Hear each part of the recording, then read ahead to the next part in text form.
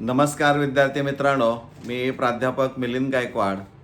सध्या इयत्ता 11वीमधून 12वीमध्ये प्रवेश घेण्यासाठी विद्यार्थी प्रयत्न करत आहेत आणि शिक्षण विभागानं त्यांच्यासाठी maha.fyjcadmissions.in या वेबसाईटवर किंवा या पोर्टलवर एक टॅब ओपन करून दिलेला आहे. त्याला तिथं म्हटले ट्रान्सफर 11 to 12 असं म्हटलेलं आहे.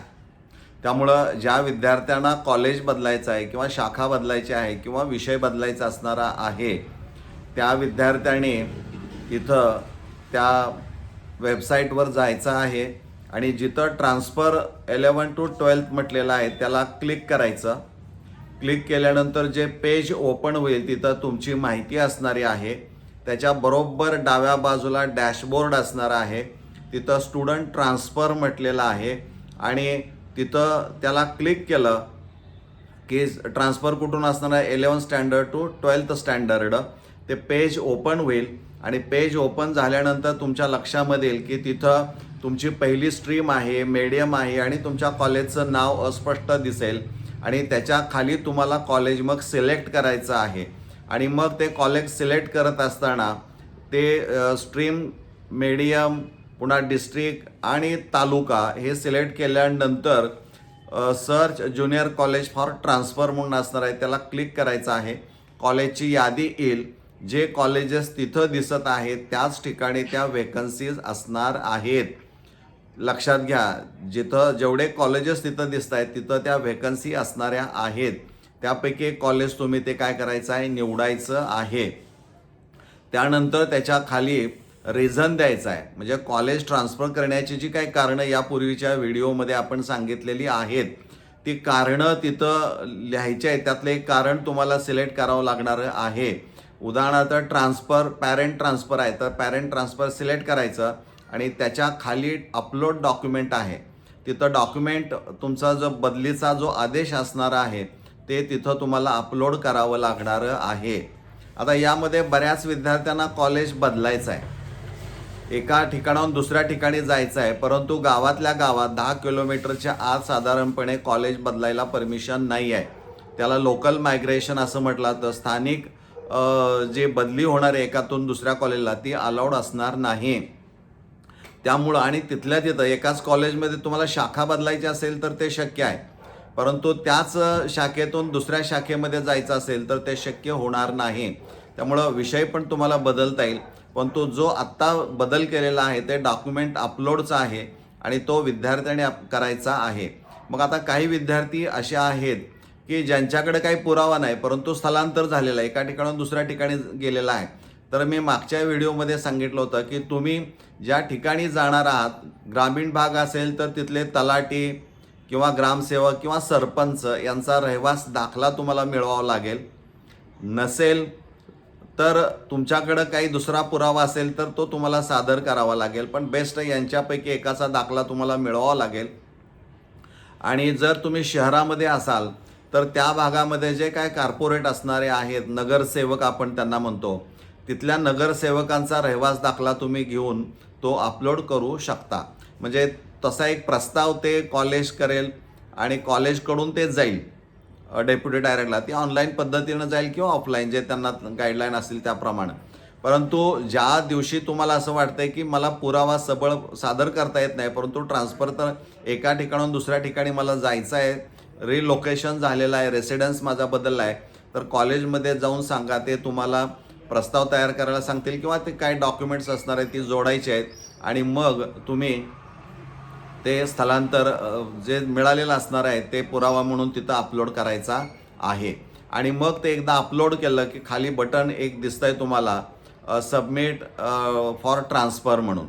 ते ज्यावेळी सबमिट कराल त्यावेळेस एक पेज तिथं ओपन होणार आहे आणि त्या पेजवर ती सगळी माहिती तुम्हाला मिळेल. पण ज्यावेळी सबमिट फॉर ट्रान्सफर तुम्ही म्हणाल त्यावेळेस ते जे काही तुम्ही डॉक्युमेंट्स अपलोड केले असतील, माहिती भरली असेल, कॉलेजची मागणी केली असेल नवीन कॉलेजची, ते ज्या कॉलेजमध्ये तुम्ही 11वी शिकत होता त्या कॉलेजला ते सगळी माहिती जाणारी आहे. आणि मग ते कॉलेज सगळी माहिती व्हेरीफाय करेल, ती यादी तयार करेल. असे किती विद्यार्थी त्यांच्याकडे आलेले आहेत.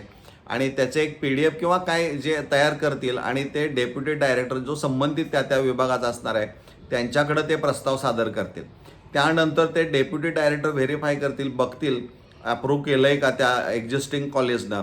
मग ते नवीन कॉलेजकडे ते फॉरवर्ड करतील. नवीन कॉलेज काय करेल, त्यांच्याकडे व्हेकन्सी असेल तर ते सगळं अप्रूव्ह केलं जाईल आणि अप्रूव्ह केल्यानंतर पुन्हा ते DYDकडे येईल आणि ते DYD जे असणार आहे ते एक लेटर तयार करेल की जे लेटर तुम्ही लॉग इनमधून गेल्यानंतर म्हणजे ज्यावेळी तुम्ही सबमिट ट्रान्सफर म्हणाल त्याच्यानंतर तुमचा अर्जाची अवस्था काय आहे ते तुम्हाला लॉग इनमधून जाऊन बघावी लागेल. म्हणजे प्रत्यक्ष ते पेंडिंगमध्ये पडलेलं आहे का अप्रूव्ड केलेलं आहे का पत्र तुम्हाला उपलब्ध झालं, या सगळ्या गोष्टी तिथं लॉग इनमधून गेल्यावरच कळणाऱ्या आहेत. म्हणजे DYD ते पत्र तयार करेल, ते पत्र तुम्हाला ऑनलाईन लॉग इनमधून गेल्यानंतर कळेल. ती प्रिंट प्रत्येक स्टेपची जिथं प्रिंट म्हटली ना त्याच्या प्रिंट काढून घ्या, हे फार महत्त्वाचं असणार आहे. त्यामध्ये चूक अजिबात करू नका. आणि मग जे अप्रूव्ड लेटर DYDनं तयार करून तुम्हाला फायनल स्टेटस दोन्ही कॉलेजेसनं अप्रूव्ह केलेलं DYD अप्रूव्ह केलेलं लेटर मिळेल. ते लेटरची प्रिंट घ्यायची आणि 2-3 प्रती काढा आणि तुम्ही ज्या कॉलेजमध्ये शिकत होता त्या कॉलेजमध्ये जायचं आणि ते लेटर त्यांना दाखवायचं. ते पत्र त्यांना दाखवल्यानंतर तुम्हाला सांगतो ते दाखला सोडतील. त्या अगोदर जर दाखला सोडलेला असेल तर बऱ्याचशा अडचणी 100% येणार आहेत. त्यामुळं अडचण येऊ शकते. त्या अनुषंगानं त्या संबंधित DYDने इन्स्ट्रक्शन त्यांना काही दिलेल्या असणाऱ्या आहेत.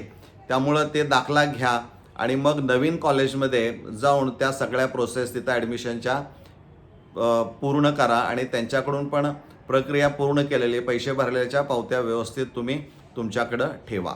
म्हणजे या पद्धतीनं 11वीतून 12वी ट्रान्सफर तुम्हाला करता येऊ शकतं. विषय बदलता येऊ शकतो. नॉन ग्रँटकडून ग्रँटेबलकडं सुद्धा तुम्हाला हा प्रवेश ऑनलाईन पद्धतीनं जाऊ शकतो. तिथं कोणत्याही प्रकारची काही अडचण असणार नाही.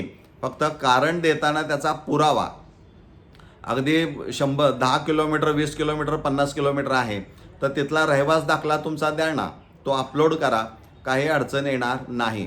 शेवटी तुम्हाला कॉलेज पाहिजे असेल बदलून तर तो पुरावा मिळवा आणि तो पुरावा अपलोड तुम्हाला करावा लागणारा आहे. हे आजची लेटेस्ट बातमी आहे, सुधारित आवृत्ती आपण त्याला म्हणूया, की जे आज DYD ऑफिसकडून जे काही डेमो दाखवण्यात आलेला आहे त्याच्यामध्ये ते सगळं आहे. त्यामुळे विद्यार्थी मित्रांनो फारशी काळजी न करता आपण जे मला म्हणायचं आहे बदली करायची आहे, हे आहे ते आहे, ट्रान्सफर करा, ते डॉक्युमेंट तेवढं सहजासहजी अपलोड करा. मेडिकल ग्राउंड आहे, मेडिकल सर्टिफिकेट जोडा. म्हणजे ह्या गोष्टी ज्या असणाऱ्या आहेत त्या तुम्हाला आता स्वतः कराव्या लागणाऱ्या आहेत. हे एकदा तुम्हाला एवढं स्पष्ट सांगितलेलं आहे. ही कंप्लीट प्रोसेस या पद्धतीनं होणार आहे, यात कोणती आता शंका असणार नाही. तर मला वाटतं हे निश्चित तुम्हाला चांगल्या पद्धतीनं समजलेलं असणार आहे. आपण इथं आता थांबूया. धन्यवाद.